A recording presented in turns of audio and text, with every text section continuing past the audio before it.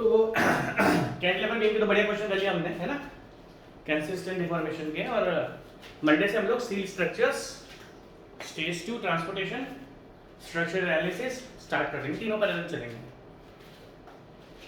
ठीक है, तो हम लोगों ने कंसिस्टेंट डिफॉर्मेशन के, जैसे कि मैंने आपको बताया कि कोई भी एग्जाम होगा उसमें मेंस में कंसिस्टेंट डिफॉर्मेशन का क्वेश्चन आने के बहुत चांसेस होते हैं। फोर्स मेथड में कंसिस्टेंट डिफॉर्मेशन आने के बहुत सारे चांसेस रहते हैं। ठीक है भाई। और इनकेस मान लो अगर उस पर नाम लिखा हुआ भी नहीं आता, मान लो कोई भी बीम दे रखी है, दिस ये कोई बीम दे रखी है, analyse the continuous beam shown in figure. जैसे कि आप देख सकते हो ये इनडिटरमिनेट बीम है, जैसा कि आप देख सकते हो ये एक सिंपली सपोर्टेड इनडिटरमिनेट बीम है। और कौन सी बीम है सिंपली सपोर्टेड में भी? कॉन्टिन्यूअस बीम है। Analyse the continuous beam shown in figure. Continuous beam को आपको एनालाइज करना है। तो देखा जाए या तो वो मेथड का नाम लिख दे कि भैया कंसिस्टेंट डिफॉर्मेशन से एनालाइज करना है, नहीं लिखा तो अच्छी बात है, हम इसको consistent deformation in comparison to other method easy है। Consistent deformation in comparison to other method easy है। ठीक है, तो कंसिस्टेंट डिफॉर्मेशन में हमारा सबसे पहला काम होता है we will determine the static indeterminacy. तो अगर मैं स्टैटिक इंडिटरमिनेसी की बात करता हूं तो total number of unknown forces हम देख लेते हैं। अगर मैं टोटल नंबर ऑफ फोर्सेस देखूं तो यहां पर आ जाएगा RA, यहां पर आ जाएगा आपका RB और यहां पर आ जाएगा आपका RC। तो तीन अननोन फोर्सेस है आपके पास, कॉन्टिन्यूअस बीम है, तीन अननोन फोर्सेस है आपके पास।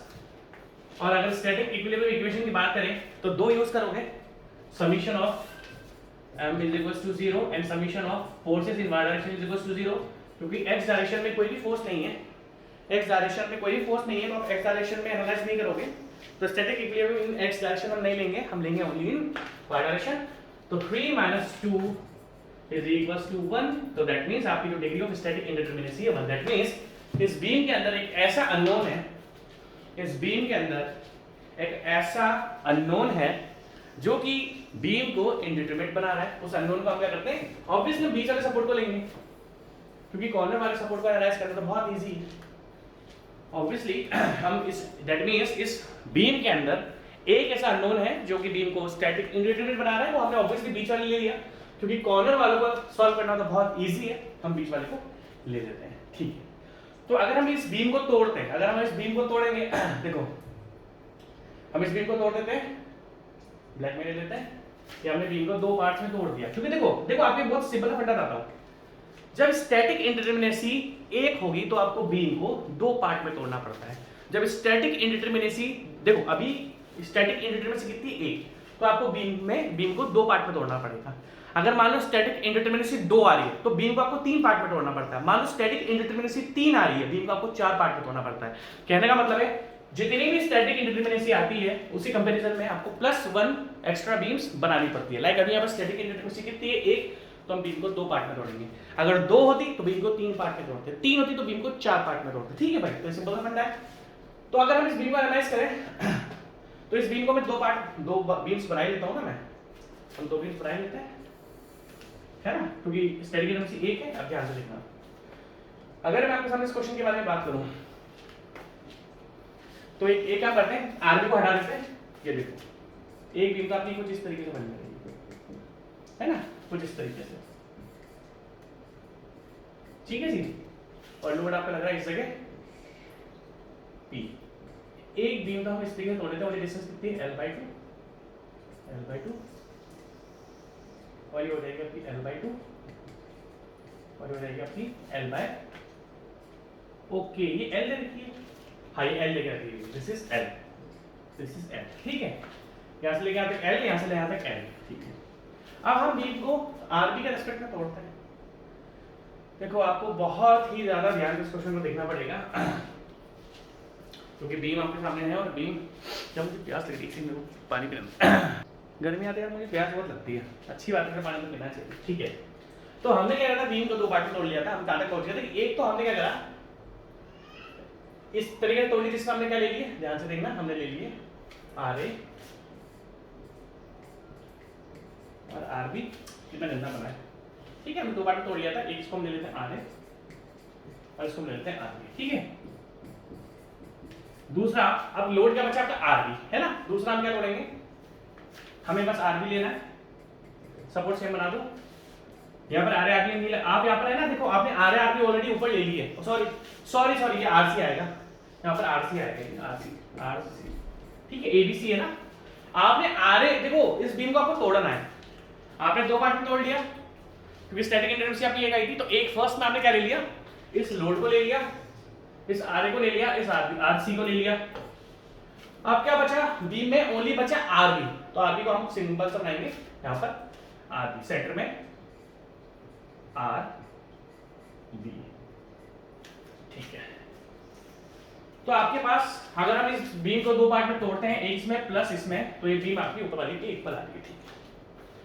अब आपको आर बी फाइंड करना है, तो आपके पास कंपैटिबिलिटी इक्वेशन क्या बनेगी, आपके पास कंपैटिबिलिटी इक्वेशन बनेगी कि at B deflection at B is equals to 0, क्योंकि बी पर डिफ्लेक्शन किसके इक्वल है, यार मेरी राइटिंग बहुत बेकार है, at B deflection is equals to 0। तो हम क्या करते हैं, दोनों बीम्स का हम क्या करते हैं, देखो ध्यान से देखना, अगर दोनों बीम का हम बी पर डिफ्लेक्शन फाइंड कर लेते हैं, क्योंकि सिंपल सी बात है, ध्यान से देखो, अगर दोनों बीम का हम बी पर डिफ्लेक्शन फाइंड कर लेते हैं,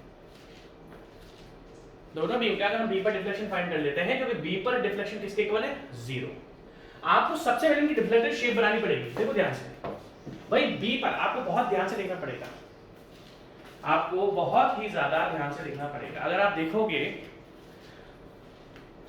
तो जो बीम नंबर 1 है, जो बीम नंबर 1 है, ध्यान से देखना, उसकी डिफ्लेक्टेड शेप कुछ इस तरीके से होगी, और जो बीम नंबर 2 है उसकी डिफ्लेक्टेड शेप ऑब्वियसली इस तरीके से होगी, सिंपल सा बनना है। भाई बी थोड़ा मैं अच्छे से मानता हूँ, है ना, इस तरीके से डिफ्लेक्टेड शेप होगी। तो आप देख सकते हो जो बीम नंबर 1 है उसकी जो डिफ्लेक्टेड शेप है वो डाउनवर्ड डायरेक्शन में है, उसका डिफ्लेक्शन डाउनवर्ड डायरेक्शन में हो रहा है, और बीम नंबर जो 2 है उसका डिफ्लेक्शन आपका अपवर्ड डायरेक्शन में हो रहा है। बीम नंबर 1 का जो डायरेक्शन डिफ्लेक्शन है वो अपवर्ड डायरेक्शन में हो रहा है, और बीम नंबर 2 का जो डिफ्लेक्शन है वो आपका डाउनवर्ड डायरेक्शन में हो रहा है। आप एक सिंपल सी बात देखो कैंटिलीवर बीम, ये अभी कैंटिलीवर बीम हमने कर लिया, अभी क्या आपके सिंपली सपोर्टेड बीम, ठीक है, आपको ध्यान से देखना पड़ेगा, बहुत ही ज्यादा ध्यान से देखना पड़ेगा क्वेश्चन, क्योंकि इजी क्वेश्चन नहीं है, क्योंकि हम कैंटिलीवर बीम कर रहे थे अब तक के। अगर मैं आपसे सिंपल सी बात पूछूं, ध्यान से देखना, जो सेकंड वाली बीम है, अगर हम बीम 2 की बात करें, अगर हम बीम 2 की बात करते हैं, ध्यान से देखो, बीम 2 एक स्टैंडर्ड केस है, बीम 2 एक स्टैंडर्ड केस है। मैं बताता हूं कौन सा केस है, देखो ये देखो, ये वाला केस, डिफ्लेक्शन की वैल्यू क्या आती है, PL3/48 EI, यहां पर डिफ्लेक्शन कौन सी डायरेक्शन में हो रहा है, यहां पर डिफ्लेक्शन आपका डाउनवर्ड डायरेक्शन में हो रहा है। जब एक सिंपली सपोर्टेड बीम पर सेंटर पे कोई लोड लगता है, जब किसी सिंपली सपोर्टेड बीम पर सेंटर पे कोई पॉइंट लोड लगता है, तो सेंटर पे जो डिफ्लेक्शन होता है वो आता है माइनस का PL3/48 EI, क्योंकि यहाँ पर डिफ्लेक्शन डाउनवर्ड डायरेक्शन में है। पर अगर आप देखोगे तो यहाँ पर हमारा डिफ्लेक्शन अपवर्ड डायरेक्शन में, तो डाउनवर्ड डिफ्लेक्शन को हम क्या लेते हैं, पॉजिटिव, डाउनवर्ड डिफ्लेक्शन को हम नेगेटिव लेते हैं, और अपवर्ड डिफ्लेक्शन को हम पॉजिटिव लेते हैं। अगर आप देख सकते हो तो बीम नंबर 1 में जो डिफ्लेक्शन है, बीम नंबर 1 में जो डिफ्लेक्शन है वो आपका डाउनवर्ड डायरेक्शन में, तो वो नेगेटिव आएगा, बट बीम नंबर 2 में जो डिफ्लेक्शन है वो अपवर्ड डायरेक्शन में है, तो इसका जो डिफ्लेक्शन आएगा, दैट मींस इस केस में डिफ्लेक्शन आएगा नेगेटिव, और इस केस में डिफ्लेक्शन आएगा आपका पॉजिटिव। और हम देख सकते हैं कि ये एक स्टैंडर्ड केस है, ये एक स्टैंडर्ड केस है, और स्टैंडर्ड केस में सेंटर में जो deflection, that means for beam 2 deflection at P क्या था, PL3/48 है, मतलब माइनस का आएगा, प्लस का आएगा, डिफ्लेक्शन प्लस है, और P की जगह RB, PL3 मतलब RB L3, L हम में स्मॉल है ना, अपॉन 48 EI, अपॉन 48 EI। तो आपका डिफ्लेक्शन एट B तो आप सॉल्व कर चुके हो, जो कि स्टैंडर्ड केस था, देख रहे हो ना, यहाँ पर पॉइंट लोड की जगह RB लगा हुआ है, तो हमने इसका डायरेक्ट एक स्टैंडर्ड फॉर्मूला यूज कर लिया। बट अगर आप बीम नंबर 1 देखोगे, जो कि ये है, बीम नंबर 1 में देखो, बीम नंबर 1 का भी मेरे पास ध्यान से देखना, आप ध्यान से देखो, आपको ध्यान से देखना पड़ेगा, आपको बहुत ज्यादा ध्यान से देखना पड़ेगा। यहां पर A और B आपको बहुत ही ज्यादा ध्यान से देखना पड़ेगा, तभी आपको मजा आएगा। हमें आप ध्यान से देखो, यहां पर डिफ्लेक्शन देके रखा हुआ है कितना, माइनस का P a square upon b square upon 3 LEI, और यहाँ पर x किसके इक्वल है, यहाँ पर x a के इक्वल है। आपको ध्यान से देखना पड़ेगा, आप ध्यान से देखना, देखो आपको बहुत ही ज्यादा ध्यान से देखना पड़ेगा, ध्यान से देखोगे तभी समझ में आएगा। ठीक है, आपको समझ में आ रही है बात या नहीं आ रही? यहाँ पर ये जो डिफ्लेक्शन की वैल्यू दे रखी है वो x is equal to a पर दे रखी है, दैट मींस यहाँ पर जो डिफ्लेक्शन की वैल्यू दे रखी है वो इस जगह नीचे दे रखी है, यहाँ पर आपको डिफ्लेक्शन की वैल्यू देकर रखी हुई है।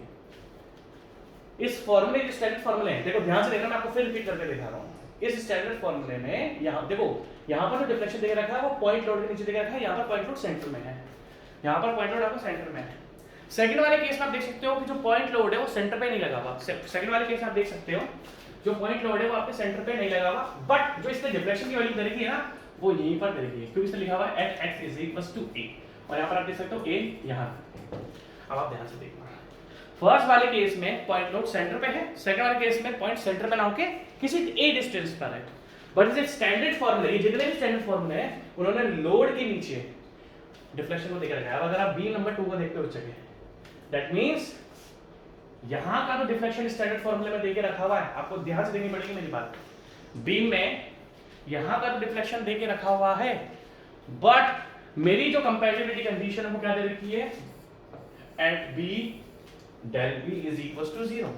मेरी कंपैटिबिलिटी इक्वेशन ये है कि बी पर मुझे डिफ्लेक्शन फाइंड करना है, at this point deflection is equal to 0, at this point. समझ लो मेरी बात? तो अब आप यहाँ पर जो स्टैंडर्ड फॉर्मूलाज हैं वो बिल्कुल भी यूज नहीं कर पाओगे। तो ये एक स्टैंडर्ड केस नहीं है, और इस स्टैंडर्ड केस को, स्टैंडर्ड केस होता तो हम लिखे थे। देखो सेकंड वाला जो है आपका स्टैंडर्ड केस है, सेकंड वाले केस में हमने लिख लिया RB × L3/148 EI, बट आपको एक चीज स्पेशली ध्यान रखनी पड़ेगी, एक इस जगह बहुत सी ओर से गलती हो जाती है कि अगर आप ध्यान से देखोगे तो बीम की जो टोटल लेंथ है वो 2L देकर रखी हुई है, बीम की जो टोटल लेंथ है वो 2L देकर रखी हुई है, और हमने इस जगह जो फॉर्मूले को यूज कर लिया वो RB × L3/148 EI, तो हमें L यूज नहीं करनी। देखो ये स्टैंडर्ड केस होता है कि जब बीम की लेंथ कितनी होती है, जब बीम की लेंथ होती है आपकी L, इस जगह भी हमें चेंज करना पड़ेगा, हम बाद में चेंज कर लेंगे, अभी चेंज कर लेते हैं। लो डेल बी इज इक्वल, समझ लो मेरी बात को, RB × 2L आया, क्योंकि बीम की जो टोटल लेंथ है वो आपकी 2L है, तो R का क्यूब है ना, ये आ जाएगा 8 आ जाएगा, that means 8 RB × L3/48 EI। आप समझ रहे हो मेरी बात को? यहाँ पर ये स्टैंडर्ड फॉर्मूला है वो जब होता है जब बीम की लेंथ यहाँ पर L देके रखी हुई है। हमारे इस केस में बीम की जो लेंथ देके रखी है वो 2L देके रखी हुई है, तो हमें स्टैंडर्ड केस में L को 2L से रिप्लेस करना पड़ेगा। ठीक है,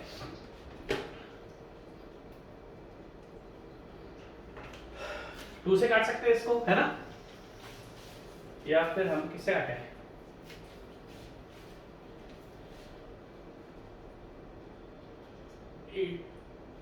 सिक्स से काट सकते हैं, 6 से 6, तो आपका फाइनली आ रहा है RB L3/6 EI। अब देखो RB L3/6 EI। अब आपको ध्यान से देखना पड़ेगा, ये क्वेश्चन दिखने में तो छोटा लग रहा है, ये क्वेश्चन छोटा है नहीं। भाई क्या करा हमने 8 को 6 से, जब क्या होता है 48 होता है तो 8 से काट दिया। ठीक है, अगर आप ध्यान से देखो, अब आपके पास जो बीम बच रही है, अब आप ध्यान से देखना, अब आपके पास जो बीम बच रही है उसमें क्या लगा हुआ है, ध्यान से देखना, यहां पर आपका RA है, यहां पर किसी L/2 डिस्टेंस पर P लगा हुआ है, कितने डिस्टेंस पर, L/2 डिस्टेंस पर, ये हो जाएगा आपका 3L/2 डिस्टेंस पर, यहां पर आपका RC लगा हुआ है। अब यहां का हमें डिफ्लेक्शन तो B पर फाइंड करना है, हमें डिफ्लेक्शन तो B पर फाइंड करना है, जो कि आप कैलकुलेट नहीं कर पाओगे बाय यूजिंग स्टैंडर्ड केस। अब आपको यहां पर B पर डिफ्लेक्शन फाइंड करना पड़ेगा, तो हम यूज करेंगे conjugate beam method. Conjugate beam method, conjugate beam method क्या बोलता है, कॉन्जुगेट बीम मेथड क्या बोलता है कि आप बीम को एक इमेजिनरी बीम बनाओ। कॉन्जुगेट बीम मेथड क्या बोलता है कि आप बीम में आप you have to make an imaginary beam you have to make an imaginary beam. Conjugate beam method क्या बोलता है कि आपको एक इमेजिनरी बीम बनानी है। इस इमेजिनरी बीम पर जिस जगह भी आप शियर फोर्स कैलकुलेट करोगे, इस इमेजिनरी बीम के, दैट मींस इमेजिनरी बीम, देखो मैं आपको बताता हूं, आपको एक इमेजिनरी बीम बनानी है, जो कि मैंने आपको स्ट्रेंथ ऑफ मेटेरियल पढ़ाया था, मैं आपको एक बार और पढ़ा देता हूं। कॉन्जुगेट बीम मेथड क्या बोलता है कि आपको एक इमेजिनरी बीम बनानी है, उस इमेजिनरी बीम का, उस इमेजिनरी बीम का,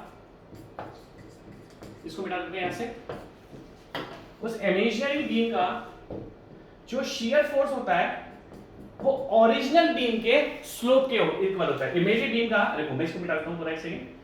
हमें एक इमेजिनरी बीम बनानी है, वो इमेजिनरी बीम कैसे बनेगी मैं आपको बताऊंगा।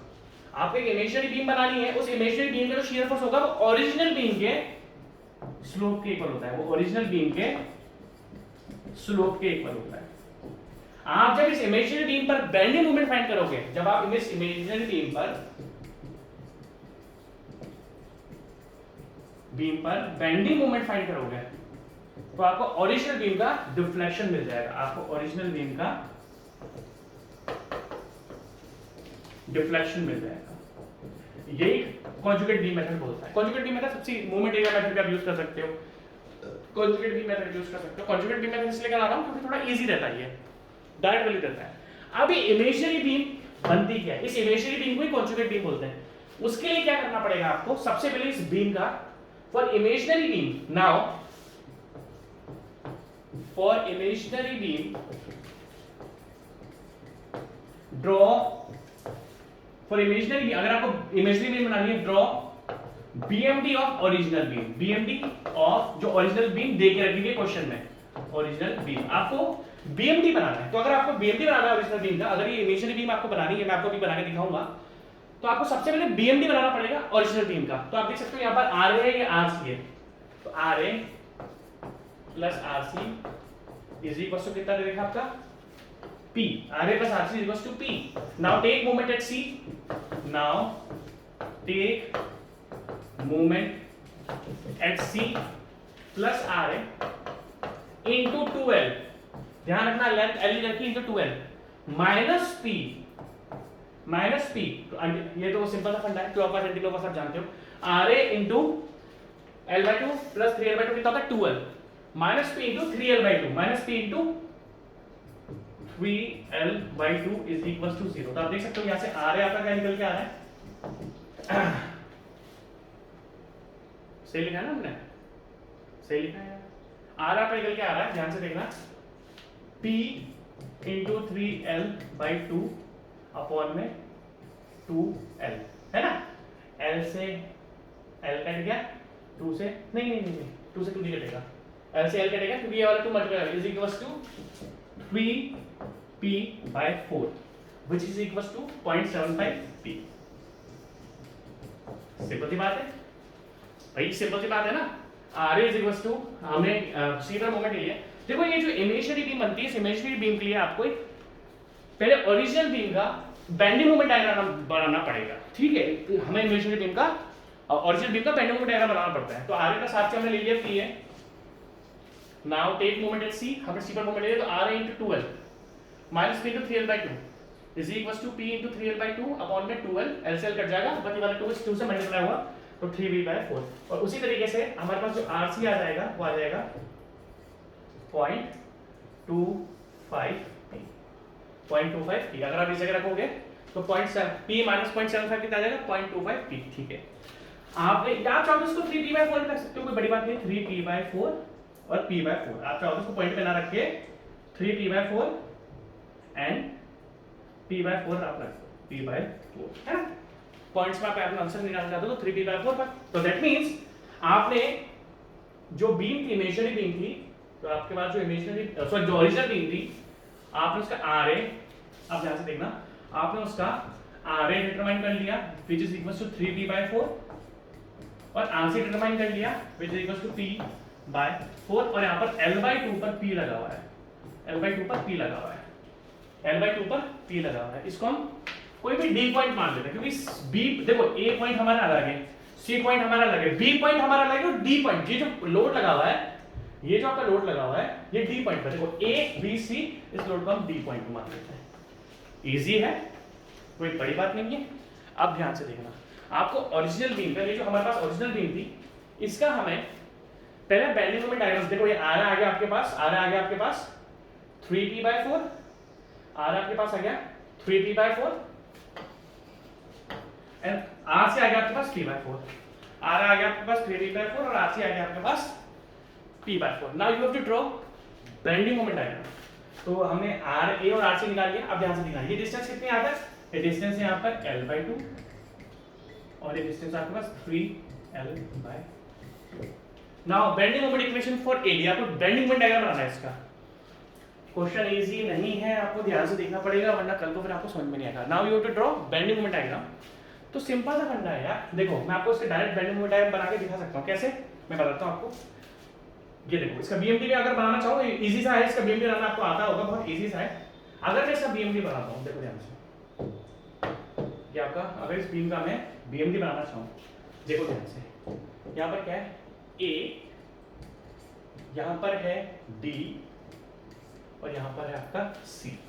देखो ए और सी पर तो मोमेंट इक्वल, 0 के इक्वल होगा, है ना, ए और सी पर तो मोमेंट 0 के इक्वल होगा।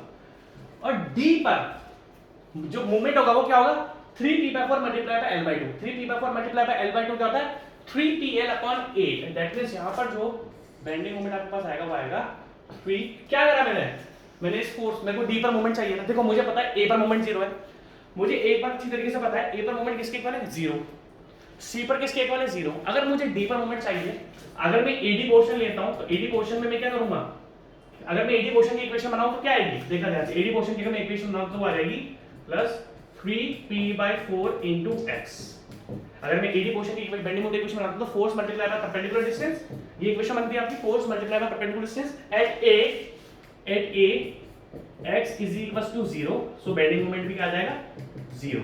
एट डी, एट मैंने आपको छोड़ा बेंडिंग मोमेंट इक्वेशन बना दी, एट डी पर x कितना है, l/2, at D x = l/2, so bending moment आ जाएगा आपका डी 3pl/8। तो मैंने सॉल्व कर दिया, मैंने एडी की इक्वेशन बना दी और जो आया हमारा क्या है, मेरे को डायरेक्टली लिख सकता हूं मैं डी। देखो अगर हम एडी पोर्शन कंसीडर करते हैं, अगर मैं सीडी भी करता तो मेरा डी पर मोमेंट सेम ही आता है हमेशा, तो 3p/4 * l/2। समझ के ना यार, बहुत इजी इक्वेशन है यार ये।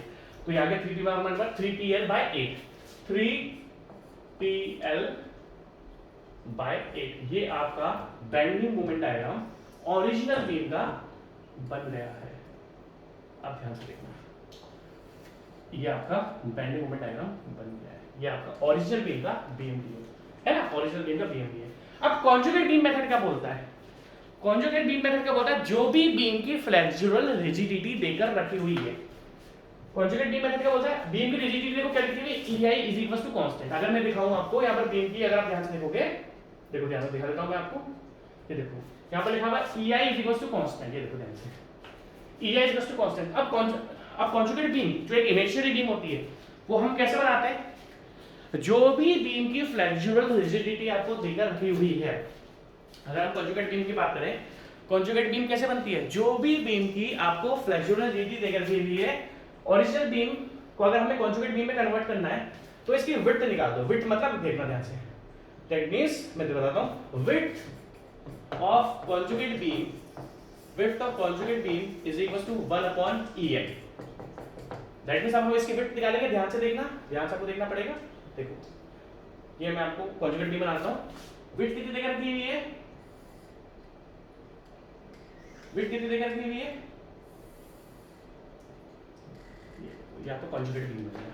विड्थ आपकी देकर रखी हुई है, क्या विड्थ बन गई आपकी 1/EI, जो भी फ्लेक्सुरल रिजिडिटी है उसको 1 से डिवाइड कर लो 1/EI, और यहाँ पर लगा दो सपोर्ट्स, यहाँ पर लगा दो वापस से सपोर्ट्स, कुछ इस तरीके से। जो सपोर्ट्स ओरिजिनल बीम में देकर रखे हैं, ये आपकी अब एक कॉन्जुगेट बीम बन चुकी है, जो कि मैंने आपको स्ट्रेंथ ऑफ मटेरियल में ही पढ़ाई है कि कॉन्जुगेट बीम किस तरीके से बनाते हैं। अब कॉन्सेप्ट क्या बोलता है, ये बन गया आपका RA', क्योंकि आपने कॉन्जुगेट बीम बना दी है, और ये बन गया आपका RC'। कैसे बनाया हमने कॉन्जुगेट बीम, जो भी ओरिजिनल बीम थी उसका हमने पहले बीएमडी फाइंड करा।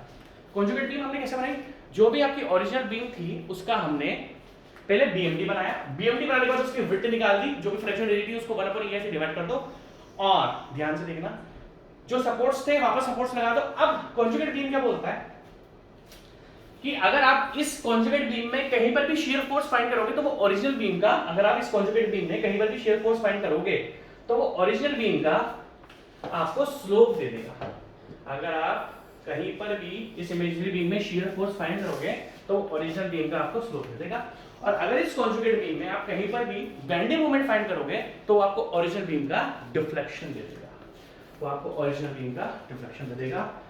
देखो मेथड ऑफ कंसिस्टेंट डिफॉर्मेशन बहुत बड़ा है और मैं टाइम पास नहीं करना चाहता। देखो जी स्ट्रेंथ ऑफ मटेरियल बच्चों का, देखो आप में से 90% बच्चे मुझे क्या सोचते होंगे, सर आप एक सब्जेक्ट को पढ़ाने में बहुत टाइम लगाते हो। भैया अगर यही टाइम दूसरे लगा लेते ना इंडिया में तो आज आपको है ना स्ट्रक्चरल एनालिसिस वीक नहीं होता। अगर यही टाइम सबने लगाया होता, क्यों बच्चे का स्ट्रक्चर, क्योंकि भैया इस सब्जेक्ट में टाइम लगता है और लोग टाइम लगाते नहीं। 40 घंटे में 40 लेक्चर में स्ट्रक्चरल एनालिसिस कंप्लीट बेवकूफ़ी कराते हैं यार, टाइम पास बोलते हैं इसमें। मैं देखो आपको पता है मैं किसी फैकल्टी के बारे में बोलता नहीं हूँ, मेरे को आदत नहीं है किसी के बारे में बोलने की। 40 घंटे में आप स्ट्रक्चरल एनालिसिस करा रहे हो, अरे 2 यूनिट ही नहीं होती 40 घंटे में स्ट्रक्चरल एनालिसिस की, आप क्या बच्चों वाली बातें कर रहे हो? आप समझो मेरी बात। स्ट्रक्चरल एनालिसिस मजाक नहीं है, और अगर इतना ही टाइम सारे इंडिया के टीचर्स ने दिया हुआ होता ना तो किसी भी बच्चे का स्ट्रक्चरल एनालिसिस वीक नहीं होता।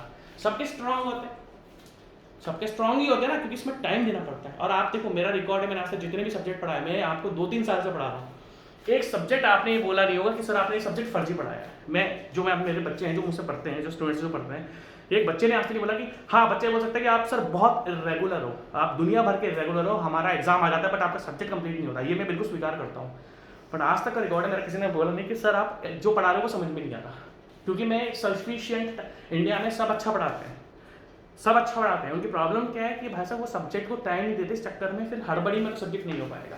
और मैं जो स्ट्रक्चर एनालिसिस पढ़ा रहा हूँ, आने वाले 10 साल में स्ट्रक्चर एनालिसिस काम आने वाला है, ठीक है, ध्यान से देखिए। तो हमने क्या करा, एक कॉन्जुगेट बीम बना ली, और इस कॉन्जुगेट बीम का अब हमें, यार ये लिख लो थोड़ा सा, मैं ये मिटाने वाला हूँ ये पोर्शन, आप इस पोर्शन को लिखो, इस वाले पोर्शन को मिटाऊंगा मैं, क्योंकि मैं बार बार कॉन्जुगेट बीम कॉपी पेस्ट नहीं कर सकता ना, ठीक है। तो क्या है, हमने कॉन्जुगेट बीम बना ली। अब इस कॉन्जुगेट बीम का सबसे पहले अगर हमें शियर फोर्स या बेंडिंग मोमेंट फाइंड करना है तो उसके लिए हमें RA डैश और RC डैश को फाइंड करना पड़ेगा। तो मैं क्या करता हूं, RA dash plus RC dash, सबसे पहले अगर मैं ये करूं तो बीम पर जो टोटल फोर्स है वो निकल के आ जाएगा। आप इसको यूनिफॉर्मली वेरिंग लोड की तरह कंपैरिजन करो। जब बीम पर यूवीएल लगता है तो उसका एरिया फोर्स के इक्वल होता है। तो अगर मैं RA डैश और RC डैश को फाइंड करना चाहता हूं तो मैं इस पूरी बीम का एरिया लिख लेता हूं। एरिया क्या है, ध्यान से देखना, ट्रायंगुलर है, ये एक ट्रायंगल है, देखो ध्यान से, जिसकी यहां पर लेंथ कितनी है L/2, यहां पर लेंथ कितनी है 3L/2, L/2 एंड 3L/2। और हमें जो बेंडिंग मोमेंट फाइंड करना है वो यहां पर हमें B पर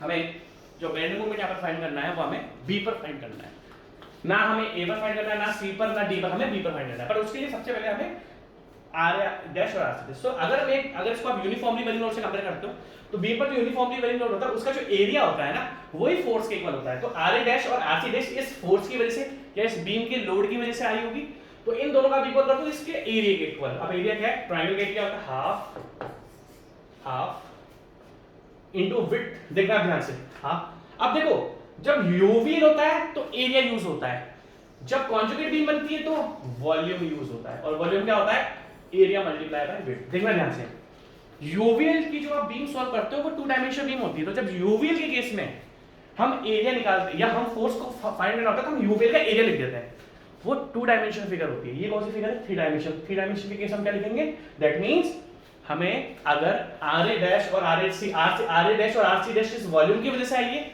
तो हमें इसका वॉल्यूम निकालना पड़ेगा। दैट मींस RA हाफ, देखा ध्यान से, पहले एरिया क्या है हाफ इनटू बेस कितना है 12 इनटू हाइट कितनी है आपके पास, हाइट आपका 3PL/8, हाइट कितनी है 3PL/8, हाइट कितनी है 3PL/8। ये तो हो गया आपका एरिया।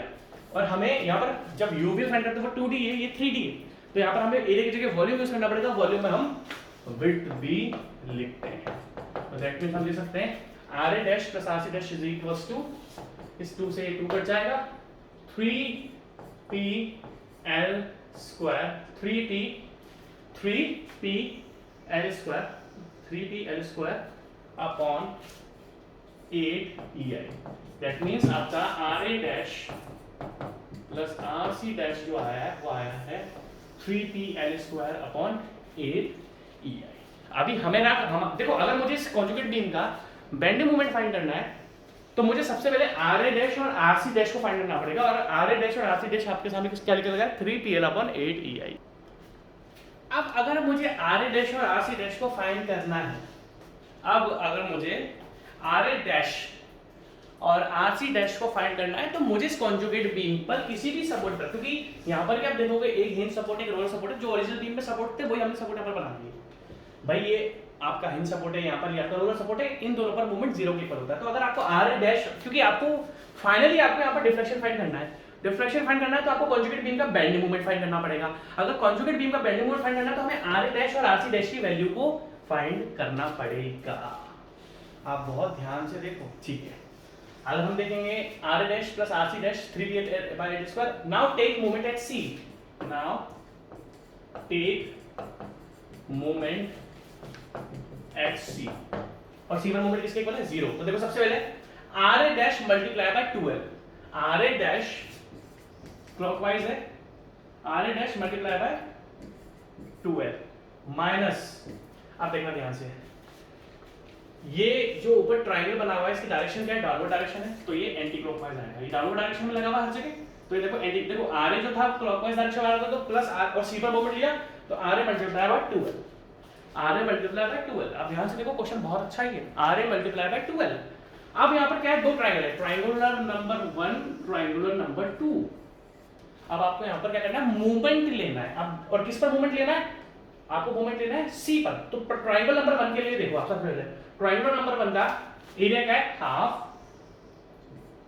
और एरिया नहीं हमें वॉल्यूम लेना पड़ेगा, ठीक है, हाफ। अब ध्यान से देखना, ध्यान से देखना, हाफ हाइट कितनी है 3PL/8 into 3PL/8 into L, ये देखो कितनी लेंथ पे लगा हुआ है, तो ट्रायंगल नंबर 1 को कितनी लेंथ पे लगा हुआ है, L/2 लेंथ पे लगा हुआ है, इंटू L/2। ध्यान से देखना, हमें मूवमेंट लेना है इंटू 1/EI। ये तो बना फोर्स। अगर मैं इस ट्रायंगल की बात करूं तो इस ट्रायंगल का जो वॉल्यूम होता है वो फोर्स के इक्वल होता है। तो हाफ ट्रायंगल है, half into 3PL/8 into L/2, half into 3PL/8 into L/2, ये तो हो गया एरिया, और हमें वॉल्यूम चाहिए तो मल्टीप्लाई बाय 1/8। ये आपने ओनली फोर्स लिखा है। अब आपको चाहिए परपेंडिकुलर डिस्टेंस, क्योंकि आप मोमेंट, बेंडिंग मोमेंट को फाइंड करना चाह रहे हो या मोमेंट फाइंड करना चाह रहे हो। ये आपने अभी लिखा ओनली, क्या लिखा आपने, ये लिखा आपने ओनली अभी फोर्स। अगर आप ध्यान से देखो, अब ध्यान से देखना, हम मूवमेंट कहां पर ले रहे हैं, अब ध्यान से देखना, आपको बहुत ध्यान से देखना पड़ेगा। हम मूवमेंट कहां पर ले रहे हैं, हम C पर मूवमेंट ले रहे हैं। ध्यान से देखना, हम मूवमेंट कहां पर ले रहे हैं, हम C पर मूवमेंट ले रहे हैं। हमें इस ट्रायंगल का भी C पर मूवमेंट लेना है और इस वाले ट्रायंगल का भी C पर मूवमेंट लेना है। भाई ट्रायंगल का जो फोर्स होगा वो कहां पर एक्ट करेगा, उसके सेंट्रोइड पर। ट्रायंगल का जो फोर्स होता है वो कहां पर एक्ट कर रहा है, उसके सेंट्रोइड पर। ध्यान से देखना, आपको बहुत ध्यान से देखना पड़ेगा। दैट मींस अगर मुझे C पर मूवमेंट लेना है तो इस ट्रायंगल की यहां से लेके आते की परपेंडिकुलर डिस्टेंस मुझे चाहिए होगी। इस ट्रायंगल की मुझे यहां से लेके आते की परपेंडिकुलर डिस्टेंस मुझे चाहिए होगी। अब देखो ट्रायंगल जो होता है, जैसे आपको बहुत ध्यान से देखना पड़ेगा, ट्रायंगल का जो सेंट्रोइड होता है, अगर ये x है तो इसके सेंट्रोइड से लेके यहां तक की डिस्टेंस कितनी होती है, 2x/3, और यहां से लेके यहां तक की डिस्टेंस कितनी होती है, x/3। भैया बहुत टिपिकल क्वेश्चन है, मुझे तो समझ में नहीं, मुझे तो ऐसा लग रहा है कि आपको ये क्वेश्चन मुझे 2 पार्ट्स में कराना चाहिए। ये क्वेश्चन मुझे आपको 2 पार्ट्स में कराना चाहिए था, क्योंकि एकदम से कॉन्जुगेट बीम मेथड खुद में एक टिपिकल मेथड है। आप समझ रहे हो, अगर कोई ट्रायंगल है और इसकी टोटल डिस्टेंस x है तो इसके सेंट्रोइड से यहां तक की डिस्टेंस कितनी होती है, 2x/3, और यहां तक की डिस्टेंस कितनी होती है, x/3। अब ध्यान से देखो, ध्यान से देखना, बहुत टिपिकल है। हमें यहां से लेके आते कि परपेंडिकुलर डिस्टेंस चाहिए, तो हमें परपेंडिकुलर डिस्टेंस को भी देखो, अगर मैं बात करूं यहां से लेके यहां तक की परपेंडिकुलर डिस्टेंस कितनी दे रखी है, 3L/2। बट अगर मैं इस परपेंडिकुलर डिस्टेंस की बात करता हूं तो ये क्या होती है, जो भी लेंथ होती है उसका 1/3। दैट मींस लेंथ कितनी दे रखी है, L/2 इंटू 1/3, जो भी लेंथ दे रखी है उसका 1/3। ये इस पोर्शन की लेंथ कितनी है, और आप यहां से देखोगे इस पोर्शन की लेंथ L/2 है, तो इसका भी हमें, अगर मैं यहां से लेके आते की बात कर रहा हूं तो 1/3 ऑफ L/2। ये इतना खतरनाक क्वेश्चन है कि अगर एक भी गलती आपने कर दी इस क्वेश्चन में, अगर एक भी गलती आपने इस क्वेश्चन में कर दी तो ये क्वेश्चन आपके हाथों से गया। मेरे से भी गलती हो सकती है कैलकुलेशन में, ठीक है, मेरे से कॉन्सेप्ट में गलती नहीं हो सकती, बट मुझसे कैलकुलेशन में गलती हो सकती है, ठीक है, ध्यान से देखना। तो हमें यहाँ से निकालने परपेंडिकुलर डिस्टेंस चाहिए थी, जो कि होती है 1/3 ऑफ जो भी लेंथ रखी L/2। दैट मींस अब परपेंडिकुलर डिस्टेंस क्या बन गई, L/6। परपेंडिकुलर डिस्टेंस क्या बन गई, परपेंडिकुलर डिस्टेंस देखो ध्यान से क्या बन गई, L/6, क्योंकि देखो यहां से लेके आने की परपेंडिकुलर डिस्टेंस कितनी थी, L/2 ऑफ 1/3, L/2 ऑफ 1/3, तो L/2 प्लस 1/3, तो नीचे 6 आ जाएगा, प्लस 3L/2 प्लस 3L/2। ये आपने अभी ट्रायंगुलर नंबर 1 का मोमेंट लिया है। ये आपका जो मोमेंट है ना भाई साहब, ये अभी ओनली ट्रायंगुलर नंबर 1 का है। अब देखो ट्रायंगुलर नंबर 2 को देखो, ये ट्रायंगुलर नंबर 2 है, देखो ट्रायंगुलर नंबर 2 ये था। अब इस परपेंडिकुलर डिस्टेंस को मिटा दूं, आप बोलो तो मैं इस परपेंडिकुलर डिस्टेंस को मिटा देता हूं, क्योंकि यहाँ पे काम नहीं आएगी, क्या हमने मिटा दी, ठीक है। अब ध्यान से देखना, इस ट्रायंगल को फिर से बना देते हैं। अब ट्रायंगल नंबर 2 पर आ जाओ, ट्रायंगल नंबर 2 पर आ जाओ, ध्यान से देखना। इस ट्रायंगल नंबर 2 का वॉल्यूम कितना है, एरिया मल्टीप्लाई बाय विड्थ, इसका वॉल्यूम कितना है, पहले तो एरिया निकालते हैं, माइनस कंटिन्यू इक्वेशन चल रही है, -½ इनटू 3pl/8 इनटू, अब ध्यान से देखना, इस ट्रायंगल की लेंथ कितनी जगह रखी हुई है, 3l/2, तो मल्टीप्लाई बाय 3l/2, क्योंकि यहाँ पर पहला ट्रायंगल की जो नीचे का बेस था वो l/2 था, और यहाँ पर जो बेस है वो 3l/2 है। यहाँ पर जो बेस है वो आपका 3l/2 है, ठीक है। ½ into 3pl/8 into 3pl/2 into 1/ei, तो आपका बना ओनली फोर्स, इंटू 1/ei आपका बना ओनली फोर्स। अब आ जाओ परपेंडिकुलर डिस्टेंस पर, क्योंकि मूवमेंट की बात हो रही है तो हमें परपेंडिकुलर डिस्टेंस। अब देखो सेंट्रोइड बनाओ, इस ट्रायंगल का सेंट्रोइड बनाओ, बना दिया, मैं बना दूं, देखो इस ट्रायंगल का सेंट्रोइड बनाओ, बना दिया। मूवमेंट कहां पर लेना है, सीधा लेना है, तो यहां से लेके यहां तक की डिस्टेंस, तो यहां से लेके यहां तक की डिस्टेंस। अब ध्यान से देखना, इधर आ जाओ, यहां से लेके यहां तक की डिस्टेंस होता है 2x/3, जो भी x देख रखा हुआ है, जो भी यहां से लेके आगे परपेंडिकुलर डिस्टेंस कितनी होती है ट्रायंगल केस में 2x/3। भाई स्ट्रेंथ ऑफ मटेरियल, तो मैं आपको लोग बोलते होंगे स्ट्रेंथ ऑफ मटेरियल के बिना भी वो आपको स्ट्रक्चरल एनालिसिस पढ़ा देंगे, तो वो इम्पॉसिबल है। जब तक आपको स्ट्रेंथ ऑफ मटेरियल कंप्लीट नहीं है, आप स्ट्रक्चरल एनालिसिस को बिल्कुल भी नहीं कर सकते, ठीक है।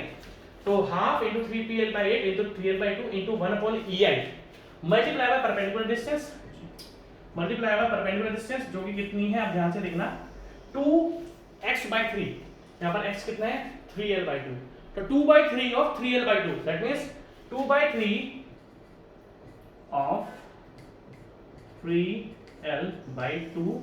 ये वाली टोटल इक्वेशन किसके इक्वल है, 0, क्योंकि c पर मोमेंट किसके इक्वल है, 0। आप इस इक्वेशन को लिख लो, आपके फायदे में रहेगा, ठीक है।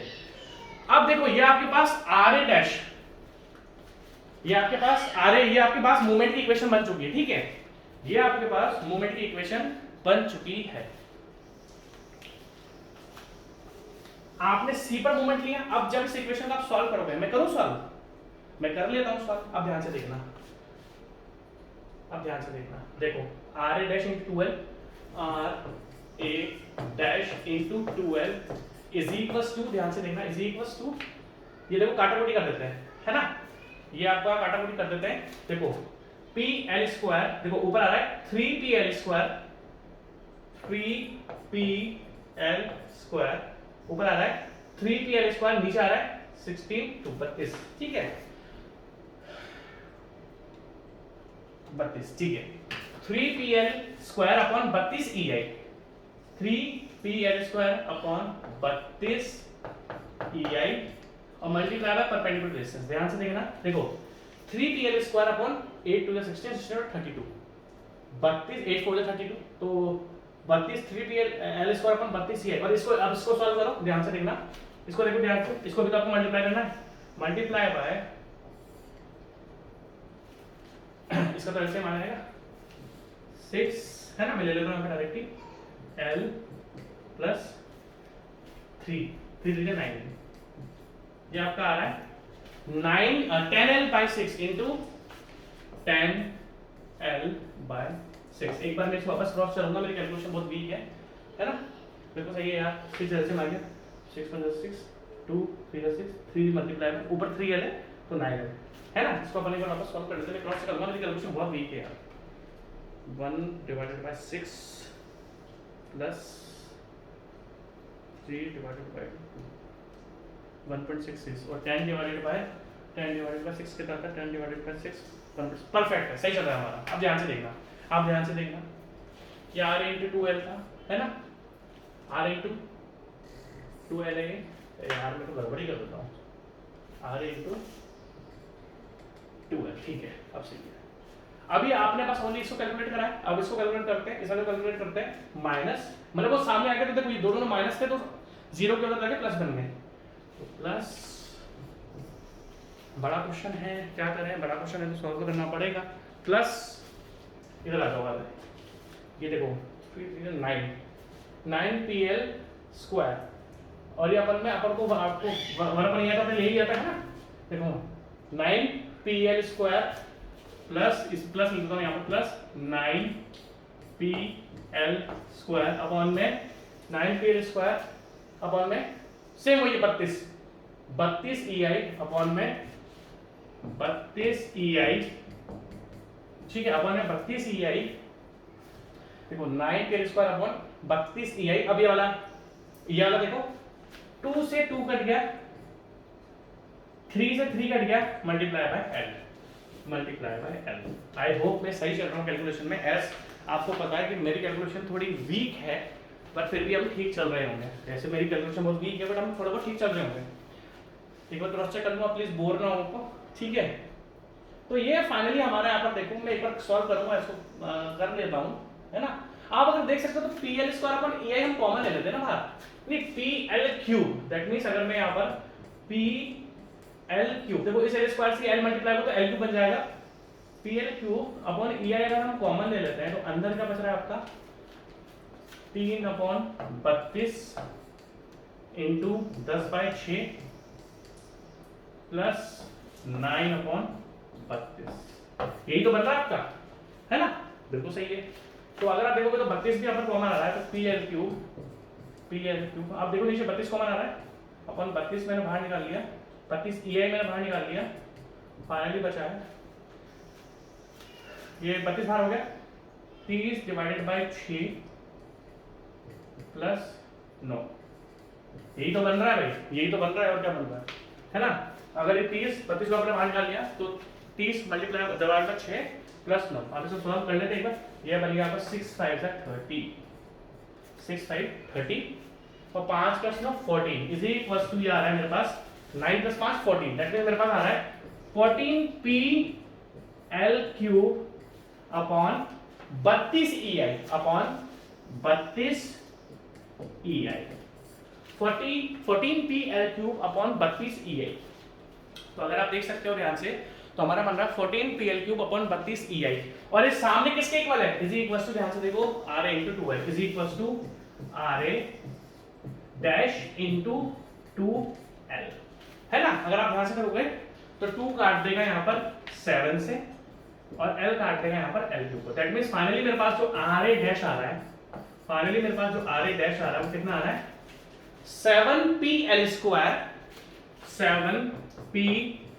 Square upon 32 EI upon 32 EI। तो आपके पास RA डैश क्या आ रहा है 7PL स्क्वायर अपॉन 32। एक बार मैं इसको बुक से क्रॉस चेक करूंगा क्या मेरा सही आ रहा है या गलत आ रहा है, मेरे को एक सेकंड टाइम दो यार। कैलकुलेशन मुझसे कहीं मिस्टेक हुई क्योंकि हमारा आ रहा है 7PL स्क्वायर अपॉन 32 EI और इनका आ रहा है 7PL स्क्वायर अपॉन 16 EI। इन्होंने पता नहीं 2 कहां से काटा, इनका 16 आ रहा है, एक सेकंड RA का भी कितना था, हाँ 3PL अपॉन 80, इनका यार 7PL स्क्वायर अपॉन 32 है। इसको मैं नेक्स्ट लेक्चर में स्टार्ट करूंगा क्योंकि थोड़ा बड़ा क्वेश्चन है ना, तो अपन नेक्स्ट क्वेश्चन में करेंगे। मेरे को एक बार इसको क्रॉस चेक करना और आप भी यहाँ पे क्रॉस चेक करो क्योंकि टाइम थोड़ा हो गया और गलती कैसे हो रही है, मैं एक बार इसको क्रॉस चेक करूंगा, ठीक है।